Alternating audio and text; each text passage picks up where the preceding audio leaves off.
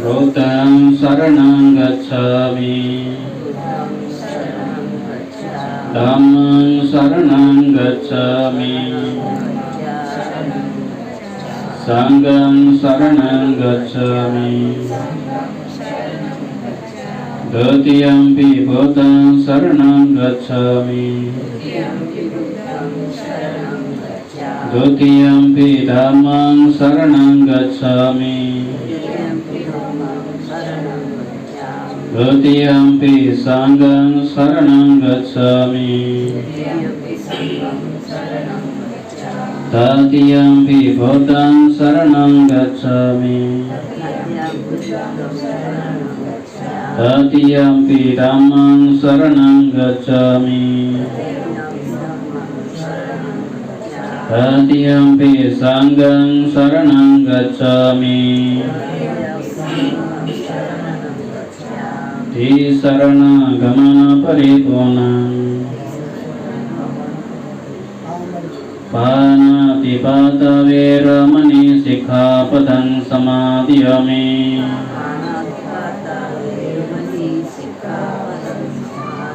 Adinādana veramani sikkhapadang samadhiyami.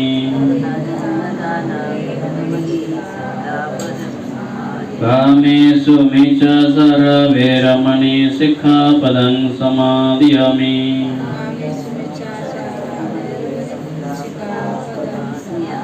Musāvāda veramani sikkhapadang samadhiyami.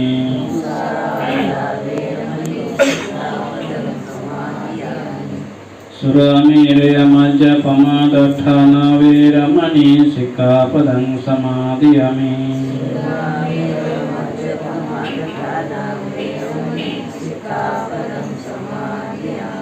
Tisaranena sapancasilāṃ dhammāṃ sādhukāṃ sarāgitaṃ katva appamadena silaṃ sampādetha.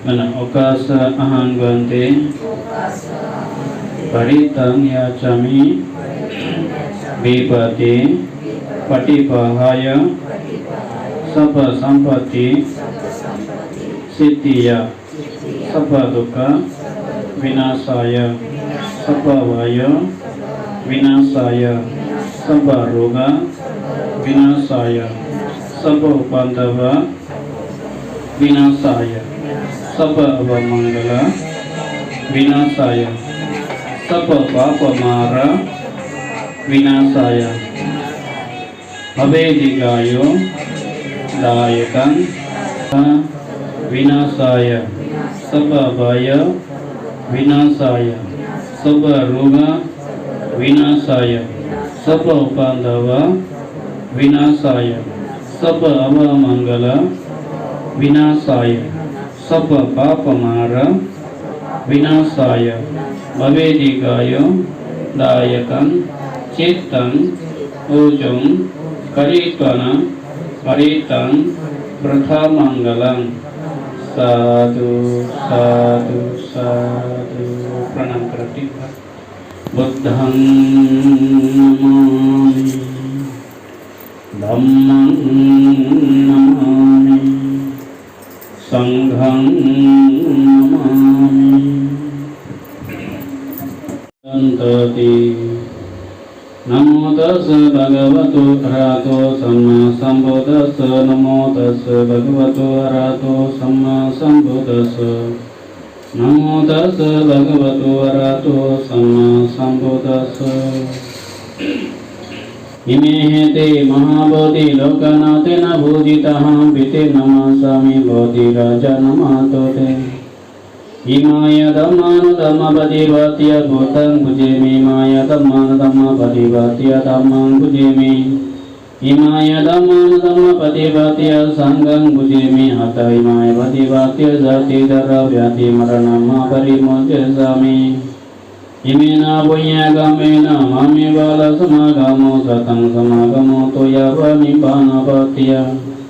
देववसतो कालेन सर्वसम्पत्तिहेतु च भेदो भवतु लोकसराज भवतु धार्मिको EMI बुद्धभुजगत शुद्धसेतदा चिरन्तितं शान्तमो लोकन्दो सुखी सदा इमाय धम्मभुजगत शुद्धसेतदा चिरन्तितं शान्तमो लोकन्दो सुखी सदा इमाय संघभुजगत शुद्धसेतदा चिरन्तितं शान्तमो लोकन्दो सुखी सदा सर्वभवस्य कारणं कुशलशुभसम्पदा सचिते पर्यदपनं एकं बुद्धानुशासनं। 3 वर्ष आगे बढ़ दीजिए। इस परित्राण के साथ दुनिया के सबसे ज़्यादा मनुष्य आज मजाक बना दिया इस पूजा पाठ को, यानी एक फॉर्मेलिटी तक सीमित कर दिया। कोई किसी के घर में बर्थडे हो तो परित्राण कर लो, किसी के 7वें महीने हो तो परित्राण कर लो, किसी के गृह प्रवेश हो तो परित्राण कर लो, अच्छी बात है, करो। लेकिन करने के पीछे तुमको इसका अर्थ, इसका महत्व पता है क्या? जो तुम करते हो उसके बारे में जानकारी है क्या? अगर तुमको डॉक्टर दवाई दे दे कि ये दवाई खाने के बाद लेना, ये दवाई खाली पेट लेना, और तुम उसमें अपना अकल लगा दो, खाली पेट वाला खाने के बाद खा लिया और खाने के बाद वाला खाने से पहले खा लिया, क्या होगा? जो खाली पेट में खाया नहीं जा सकता, जिसको खाली पेट में खाने से क्या होगा? हाँ, रिएक्शन करेगा, जान चली जाएगी कि नहीं? तो मुख्य रूप से बता रहा हूँ, जो जिन वस्तुओं के बिना भात नहीं बन सकता वो बताओ मेरे को, क्या क्या है? चावल चाहिए, बर्तन चाहिए और पानी और गैस या चूल्हा, जो भी। चावल, पतीला, पानी, आग। हाँ जी। कितने? 4। इन चारों को अगर अलग कर दिया जाए एक वस्तु बनेगा? भात नहीं बनेगा। नहीं बनेगा। बनाना है तो चारों को साथ लेके बनाओ, नहीं तो बात ही नहीं बनेगा, बराबर? तो तुम क्या सोचते हो?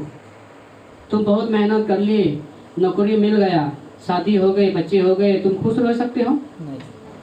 तुम ऐसे ही तो कोशिश करते हो, सारी दुनिया के लोग ऐसे ही कोशिश कर रहे हैं, यही कोशिश कर रहे हैं, इसलिए दुखी रहते हो तुम। अरे भाई, गर्म पानी में उबालने से सब्जी स्वाद नहीं बनता है भाई, उसमें तो मिर्चा, नमक, हल्दी सब चीज़ें डालने पड़ेंगे, उससे चाकने पड़ेंगे सब्जी को, तब सब्जी खाते हुए, रोटी के साथ, भात के साथ खाते हुए मजा आए। आप देखो, चावल, पतीला, पानी, आग एक साथ जब एकत्रित होंगे तो ही भात तैयार किया जा सकेगा। एक वस्तु अलग किया गया तो भात बनना बिल्कुल संभव नहीं है। ठीक इसी तरह से पृथ्वी पर जो कोरोना आया उसके बाद जो मैं रिसर्च करके खुद के अनुभव की बात बता रहा हूँ, मैं उन चारों को मैंने देवता की मान्यता दिया। मैंने देवता माने जीवन दाता, 24 घंटा सारे जीवों के साथ उनके संबंध है। उन 4 देवताओं की बात कर रहा हूँ, और बुद्ध ने उन चारों को क्या कहा वो भी मैं बता देता हूँ। उन चारों देवताओं कौन कौन है? वो चारों देवता पृथ्वी, जल, वायु, अग्नि। पृथ्वी, जल, वायु, अग्नि। उन चारों देवता जब तक यहाँ उपस्थित नहीं होंगे तब तक तुम्हारा परित्राण नहीं हो सकता। जैसे चावल, पतीला, पानी, आग के बगैर भात नहीं बनता। भात बनेगा तो खाओगे तो सुकून हो जाओगे, सुखी हो जाओगे, छटपटाओगे नहीं, बराबर निरोग हो जाओगे। सप्तभुजंग सूत्र में उल्लेख है। तो पृथ्वी, जल, वायु, अग्नि ये हमारे लिए देवता के समान है। देवता के समान क्यों है? हमको जीवन देते रहते 24 घंटा। अभी ये तुम्हारा घर कहाँ बना है? पृथ्वी, जमीन पर बना है। इस जमीन पे, इस पृथ्वी पर तुम चाहे घर बनाओ, चाहे खेती करो। मैं जिस सब्जेक्ट को समझा रहा बहुत ध्यान से सुनना, कभी जिंदगी में भूलोगे तो परित्राण के से तुमको कोई फायदा मिलने वाला नहीं।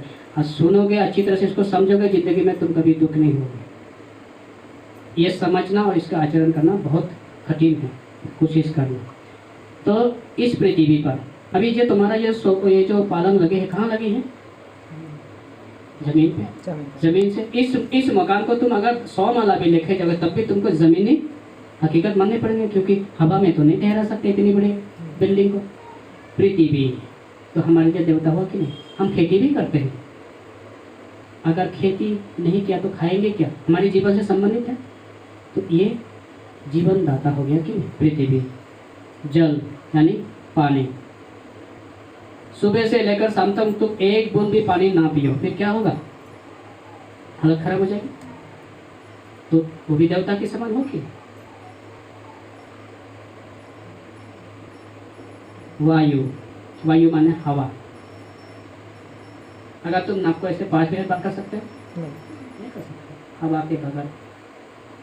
और चौथा है अग्नि। अब ये चारों देवता उपस्थित होने से पहले हम एक गाथा बोलते हैं, समन्ता चक्रवालेषु अत्र गच्छन्तु देवता सद्धम्मं मुनिराजस्य सुनन्तु सग्गमुक्तम्। ये सभी भिक्षु बोलते हैं, है ना। कभी बताए किसी भिक्षु ने इसका अर्थ। समन्त चक्रवालेषु, समन्त चक्रवालेषु मतलब समन्त माने समस्त इस चक्रवाल के, समन्त चक्रवालेषु अत्र गच्छन्तु, अत्र माने इनवाइटेशन आमंत्रण करना, अत्र गच्छन्तु देवता। इस पृथ्वी के इस चक्रवाल के सभी दिशाओं के मंगलकारी देवतागण को हम आमंत्रित करते हैं आज के परित्राण के लिए। समन्त चक्रवालेषु अत्र गच्छन्तु देवता सद्धम्मं मुनिराजस्य, जो आज से 2500 वर्ष पूर्व जो राजकुमार इस पृथ्वी में जन्म हुआ, सद्धम्मं मुनिराजस्य, वो मुनिवर हुआ, बाद में सम्यक संबुद्ध हुआ। आज उनका सप्तम देशना यहाँ पठन हो रहा है, इसीलिए आप सभी को आमंत्रित है कि आप भी यहाँ उपस्थिति होकर इस मनुष्य लोक में सुख शांति आशीर्वाद प्रदान करें। अत्र गच्छन्तु देवता सद्धम्मं मुनिराजस्य सुनन्तु सग्गम। सुनन्तु माने सुनना, सग्गम कदम उपस्थिति होना। उसके बाद फिर चारों देवता की उपस्थिति। अब चारों देवताएं कहाँ उपस्थित होती है, देखो चारों देवता कहाँ है उपस्थिति। आपके ये टेबल कहाँ रखा है, हाँ, ये जो फर्श है, ये फर्श जमीनी से ही संबंध है। पहला इसको देव स्थान, भगवान बुद्ध उनका पुस्तक में लिखे है डॉक्टर बी आर अम्बेडकर ने भगवान बुद्ध की जीवन कथा में, जो जहाँ सिद्धार्थ की जन्म हुआ उस जगह का नाम है देवदाह। देवदाह मतलब पवित्र महापुरुषों का जन्म होने का स्थान। तो देवदाह करते तो परिवर्तन होते देव स्थान के, देव स्थान मतलब पवित्र स्थान। ये टेबल जहाँ बुद्ध ने स्थानगत हुआ है वो पृथ्वी पर हुआ, बराबर पृथ्वी। फिर दूसरा देवता है पृथ्वी के बाद, इधर उधर में नहीं देखना, जो आएंगे तो बैठेंगे, अपना जहाँ जगह मिलेगा वहीं बैठना। उनके तरफ ध्यान दोगे तो मेरे बात बिल्कुल पिछल जाएंगे, क्योंकि मैं बहुत गहरी फिलोसफी की बात कर रहा हूँ, यानी कि असली बुद्ध की बात कर रहा हूँ। पहला गया पृथ्वी, जहाँ बुद्ध की स्थानगत हुआ। बुद्ध गया गए हो आप लोग? नहीं। बुद्ध गया में मेन टेम्पल के अंदर बुद्ध की जो हाथ ऐसा वाला मूर्ति है, देखा है किसी ने?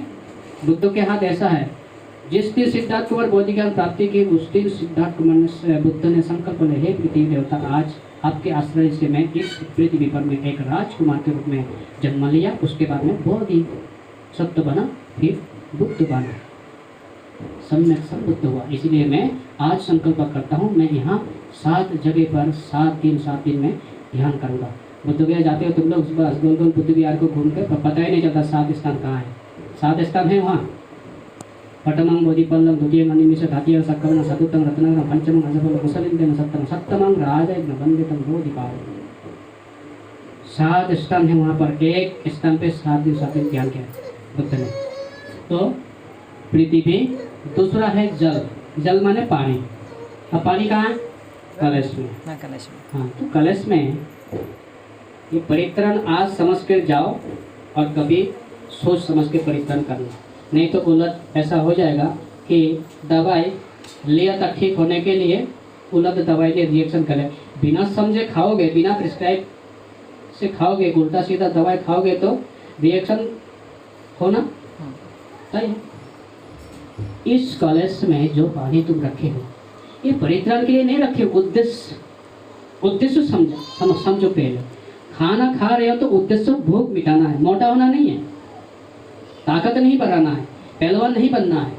उद्देश्य जीवित रहना है, शरीर को स्वस्थ रखना है। खाना खाने का मतलब, जो लोग स्वास्थ्य के लिए नहीं खाते हैं तो वह कुछ भी खा लेते, खाते खाते बीमार है।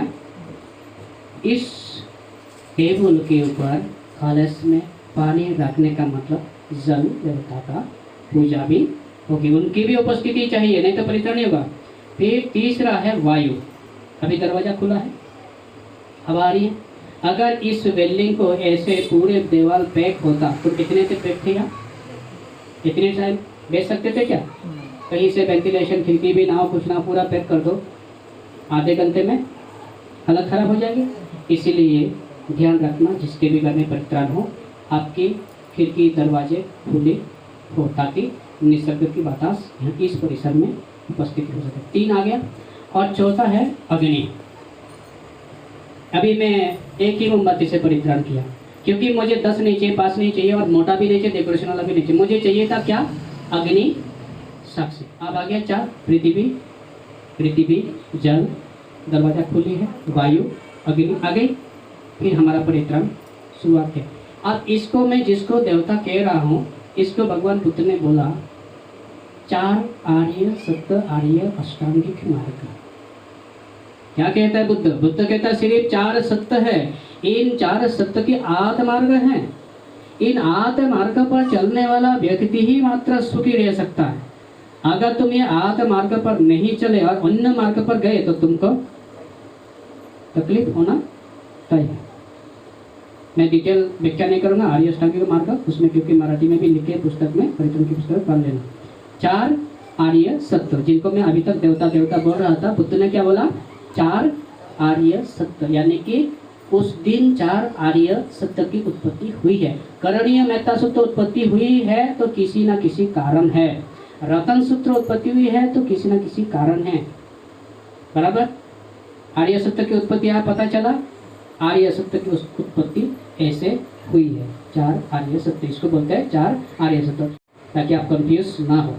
आपको कंफ्यूज नहीं होने के लिए मैंने वो बात बता दी। 4 आर्य सत्य। ये आर्य सत्य क्यों है? ये नदी ऐसा है, नदी दक्षिण की तरफ है, समझो। दक्षिण से अगर उनको थोड़ा सा पश्चिम की तरफ होना है, अपने आप बोलेगा ना, उनको किसी की मदद की जरूरत नहीं पड़ती है। ये आर्य सत्य सच है, जिनकी कोई मदद की जरूरत नहीं। अगर तुम यहाँ जंगल में जैसे भी मशीन ले जाके बहुत बड़ा खड्डा करके आ जाओगे, 3 साल तक तुम ना जाओ वो खड्डे को देखना, 3 साल के बाद जाओगे तो तुम्हें पता नहीं चलेगा कहाँ तुमने मशीन चलाई थी। अपने आप वहाँ जमीन खिसकेगा, वो गड्ढा बुझ जाएगा, उस गड्ढे में बहुत सारे घास पात पेड़ पौधे उग जाएंगे। पृथ्वी जल वायु अग्नि, इसको हम कहते हैं नेचर, निसर्ग। बुद्ध कहते हैं 4 आर्य सत्य। बराबर?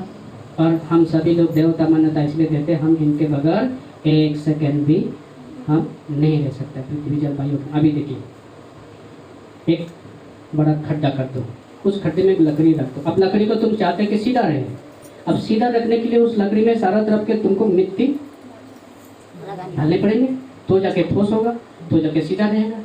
अब देखो ये हड्डियाँ, ये तुम्हारे हाथ के जो हड्डियाँ है ना, ये हड्डियाँ के चारों तरफ बीच में मांसपेशियाँ हैं। बराबर?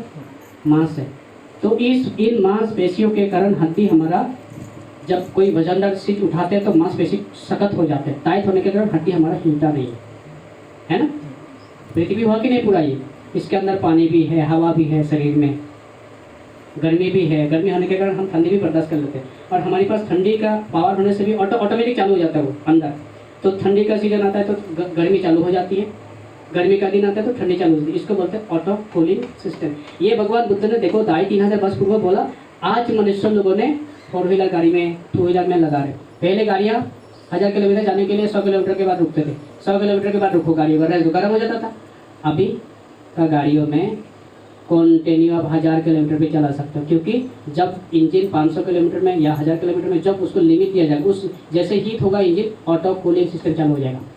सिर्फ उसमें एक ही सिस्टम लगा होगा कि ये कितनी बार ठंडा करेगा इंजन को, कि यहाँ से तुम दिल्ली चले तो दिल्ली पहुँचोगे कि नहीं। अगर उसमें 3 बार कूलिंग सिस्टम दी गई है, 3 बार ही ठंडा कर सकते हैं, उसके बाद नहीं करेगा। उसके बाद आपको गाड़ी को रेस्ट देना ही पड़ेगा, रुकना ही पड़ेगा, नहीं तो ऑटोमेटिक बंद हो जाएगा। मैंने ये भी करके देखा, एक बार मेरी गाड़ी से बंद हो गया जंगल में। भगवान बुद्ध कोई यूनिवर्सिटी में जाके बात नहीं बताते थे, पुस्तकों की बात नहीं बताए, अपनी अनुभव बताते थे। और आज के पीक को क्या करेगा बेचारा, अनुभव तो करने का समय नहीं मिलता, ज्ञान सुधरा नहीं करता, किताबों के बल पर जिंदा है। तो ये 4 आर्य सत्य है, ठीक है। अब पूरा पृथ्वी आपके शरीर में हो गया, पूरा पृथ्वी ये शरीर है।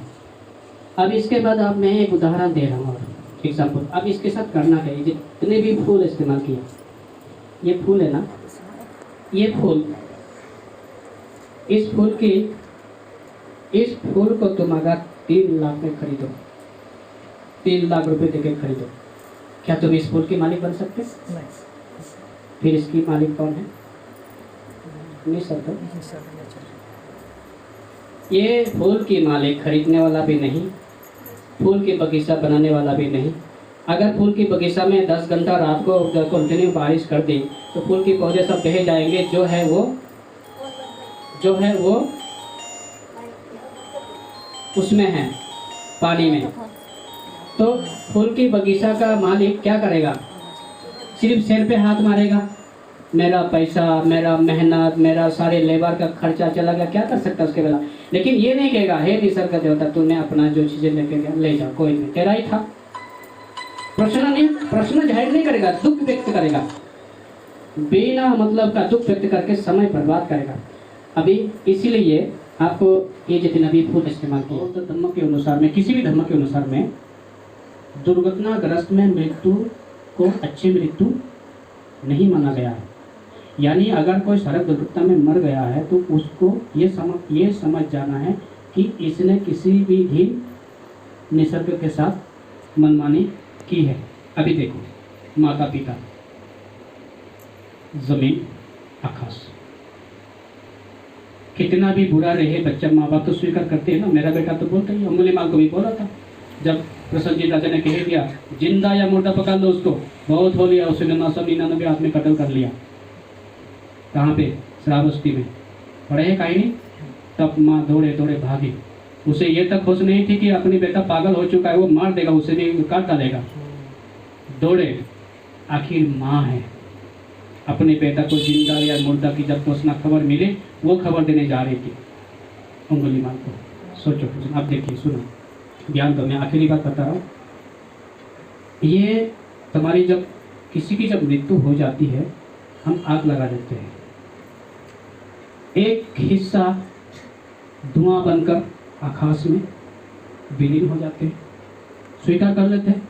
ये तो नहीं बोलता ना कि आकाश की तरफ मत आओ, आकाश स्वीकार कर लेता है। जो राख हो जाता है, जो हड्डियाँ जो जलकर राख हो जाते हैं, वो हिस्सा पृथ्वी पर विलीन हो जाती है। मैं विपश्यना मेडिटेशन के सूत्रों को जब पढ़ोगे तो आपको मिलेगा, है ना। कई प्रकार की ध्यान साधनाएं हैं, उसमें ये सब चीज़ें बातें मिलेंगे। महासती पत्तन में मिलेंगे, महासती पत्तन में।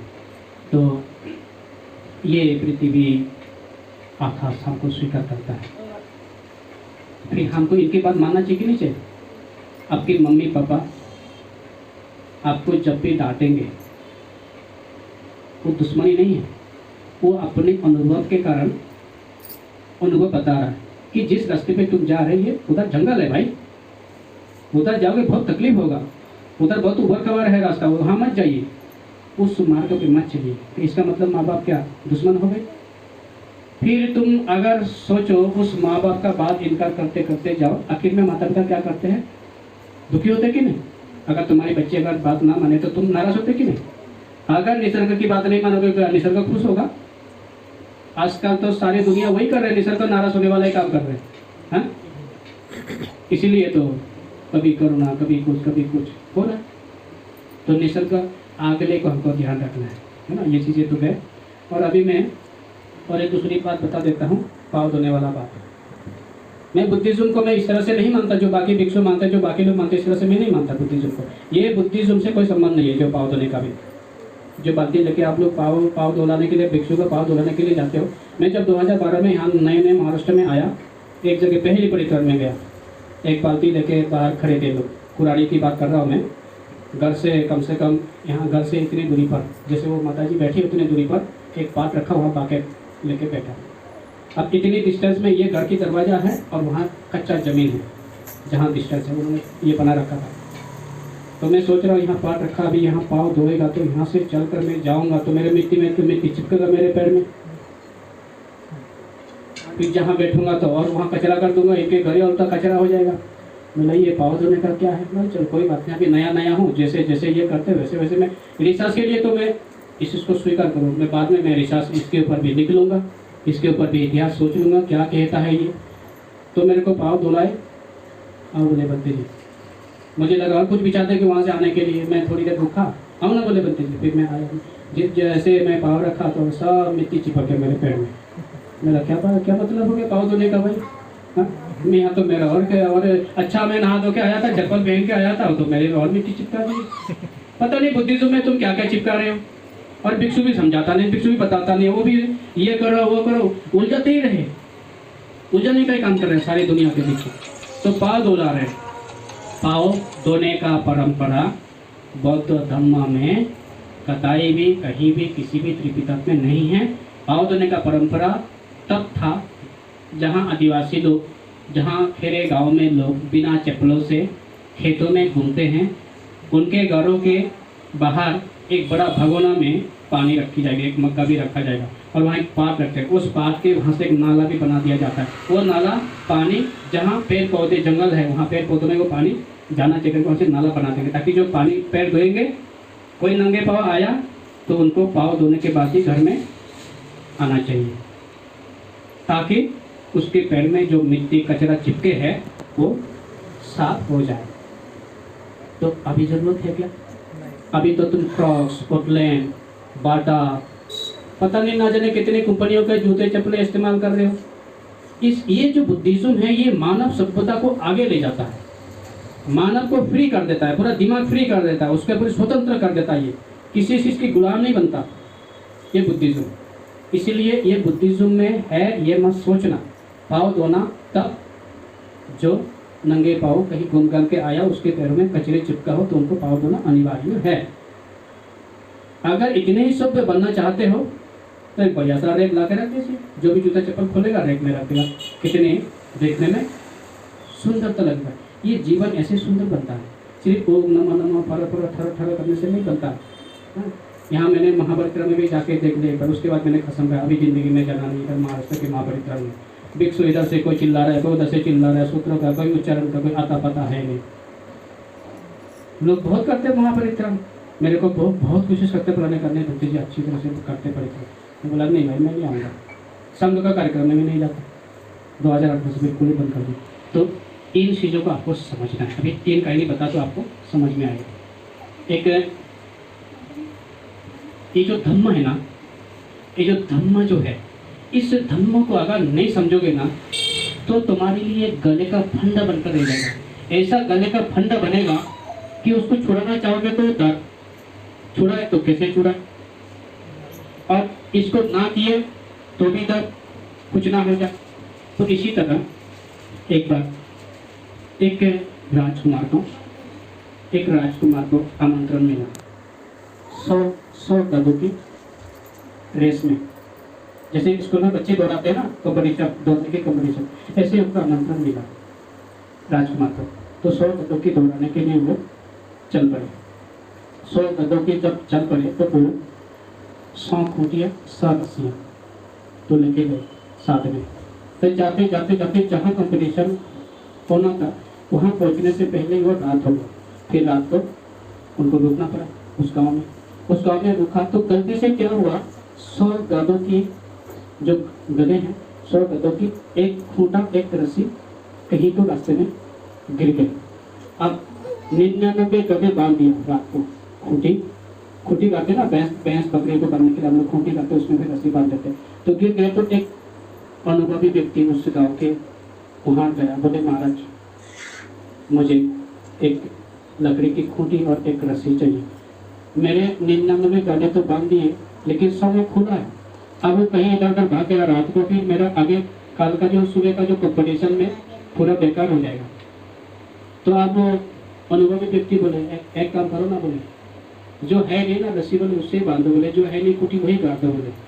बोले आप मुझे मजाक कर रहे हो? बोले हमारे साथ नहीं, बोले मजाक नहीं कर रहा। बोले आपको मैं तुमको तरकीब बताता। बोले तुम उस गधे के सिर के पास असली खूंटा करने के नाटक कर दो, फिर उस गधे के गर्दन में 3-4 बार हाथ घुमा दो, जैसे असली रस्सी बांधते वक्त करते हो ना, वैसे हाथ घुमा दो, फिर वो बोलना बैठ जाओ बोलना गधे को। तो अभी जैसे तुम करते हो ना, जब तुम्हारे घर में बहुत परेशानियां हो जाए, ये हो जाए, कोई अचानक बच्चे से मिल जाए, बच्चे से कह देते हैं 5 परिकार कर लो ठीक हो जाएगा, फिर राजी हो जाते हैं कि नहीं? हाँ, बहुत सारे लोग राजी हो जाते हैं। अगर कोई ऐसी परिस्थिति तुम्हारे सामने आ गया तो तुम राजी हो जाते हो कि नहीं? अभी तुम्हारे बच्चे को कोई दे देगा, अभी मैं चाकू मार दूंगा, चल उठ बैठ, अगर उठ बैठोगे कि नहीं? परिस्थिति ऐसी हो जाती है। तो उनके सामने भी वही परिस्थिति आ गया तो क्या कर, चलो करके देख लेते हो। फिर वो गधे के पास, सिर के पास जाके असली खूंटा जिस तरह से काट दिया जाता है ना, ऐसे नाटक किया उसने।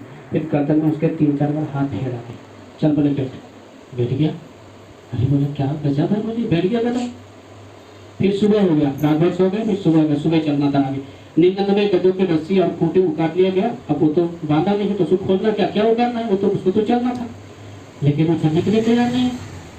2-3-4 लोग थे, वो तीनों चारों और राजकुमार लेकर वो धक्के मारे गधे को, नहीं चलने को तैयार, लाते भी मारे, फिर भी उठे नहीं।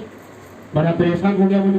फिर तीनों चारों फिर उन्हीं के पास गए, बोले आपने क्या जादू करते बोले हमारे गधे को, बोले चलने को तैयार नहीं। बोले अरे मेरे भाई, बोले जैसे रात को वो नाटक किए तुम वही करो, बोले असली खूंटा उतार लो, पहले असली खूंटा उतार लो, फिर असली रस्सी खोल दो, जिसे खोल दिया जाता है। उन्होंने ऐसे नाटक कर ली, फिर गर्दन में हाथ पैर दी, जैसे रस्सी खोल दिया जाता है, जिस तरह के रोज रस्सी खोल जाता है, ऐसे किया उसने, एकदम फट से तैयार हो गया, चलने लगा गधा। तो ऐसे सभी मनुष्य जाति के साथ हो रहा है बराबर। और बंगाल में प्रखंड पंडित जो होते थे, वो पंडित लोग, शास्त्री पंडित था, बहुत लिखता था। तो यहाँ पर भी बहुत पंडित है, लोग बहुत पंडितगिरी करते हैं। एक शास्त्री पंडित तेलघानी जानते हो? तेलघानी, आप लोग पता है क्या तेलघानी? तेलघानी, हाँ, तेल निकालने की मशीन। हाँ, हाँ, बैल गोल गोल घूमता है, उसको तेलघानी बोलते हैं। तो वहाँ पर एक शास्त्री पंडित पहुँच गया तेल खरीदने।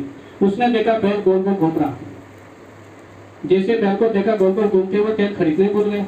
बोले कमाल है, बोले बड़े अजीब है, बोले वहाँ बैल के पास कोई है भी नहीं और कोई चला भी नहीं रहा, बोले वो चल रहा है बोले अपने। तो तेलघानी का जो मालिक था उससे पूछा, बोले आपकी बैल अपने चलता? बोले कोई चलाता नहीं। बोले अरे बोले भाई महाराज, वो कोई इंसान नहीं है, बोले वो बैल है, बैल सीधा साधा बैल है वो, उसके गर्दन में मैंने घंटी बांध दी। बोले जब भी घंटी बजना बंद हो गया तो मुझे पता चलता कि बैल खड़ा हो गया, तो मुझे फिर चलता है। आखिर वो भी प्रखंड पंडित है, शास्त्री पंडित है। उसने कहा अरे भाई, अगर बैल खड़े होकर गर्दन को हिलाए तो? जैसे ही बोला उसने हाथ पाँव जो मिला, बोले महाराज जल्दी से तेल ले लो, बोले निकाल जा, बोले कहीं ये बात मेरे बैल को ना सुनाई दे। तो आज इस संसार में सभी लोग, किसी ने भगवान बुद्ध की घंटी टांग ली, किसी ने मोहम्मद की घंटी टांग ली, किसी की राम की घंटी टांग ली, बस अपना अपना घंटी बजाया जा रहा है। कोई किसी के ख्याल नहीं है, अपना अपना घंटी बजा रहा है, कोई मानव की बात नहीं करता। एक आदमी कैसे कैसे तो जन्म हुआ भारत देश में, डॉक्टर बाबा साहब अम्बेडकर, उसने मानव की बात की, उसकी बात नहीं तो सुनने को तैयार नहीं, कहते बदल लो संविधान, ठीक नहीं, बदल लो। सत्य की बात समझना इतनी आसान नहीं है, करना तो आसान है। कोई भी परित्राण कर लेता है भाई, कोई भी विश्व आके खिला देती भी कर लेंगे, उसमें क्या। लेकिन परित्राण को उस तरीके से, उस मुताबिक, उस व्यवस्थित से करोगे तो ये परित्राण आपको ऐसा पावर देगा, ऐसा पावर देगा, अब हैरान हो जाओगे। आई बात समझ लो। तो ठीक इसी तरह आज आप सभी लोगों ने बहुत देर समय दिया, भगवान बुद्ध का सत्तम वाणी, पवित्र वाणी श्रवण किया आप सभी ने श्रद्धापूर्वक। आज के परित्र देशना भगवान बुद्ध की सत्तम पवित्र वाणी के प्रभाव से आप सभी लोगों की उपस्थिति हुई। श्रद्धावान पाचन जीवन में कुशल सुख समृद्धि आयुर्न सुख वृद्धि हो, इन्हीं शब्दों के साथ सबका मैं मंगल करना करता हूँ। साधु साधु साधु।